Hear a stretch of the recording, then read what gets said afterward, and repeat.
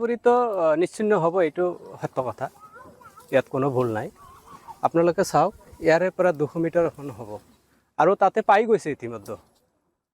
সেইকাৰণে আমি কওঁ যে আমাৰ ইয়াত যিখিনি গৰাখহনীয়া চলি আছে, এই গৰাখহনীয়াত যদি এনেকুৱা হয় 2-3 দিনৰ ভিতৰত আপোনালোকৰ মথাউৰিটো যাব।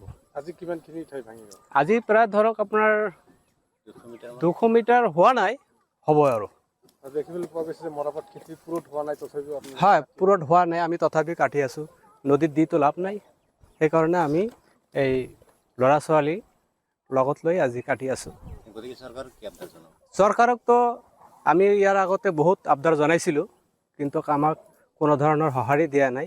তথাপিও আমি কৃষক হৈ এইবেলি আমি চৰকাৰক জনাওঁ, কৰজোৰে অনুৰোধ কৰি জনাওঁ যে আমাক চৰকাৰৰ তৰফৰ পৰা কিবা এটা সহায় কৰক।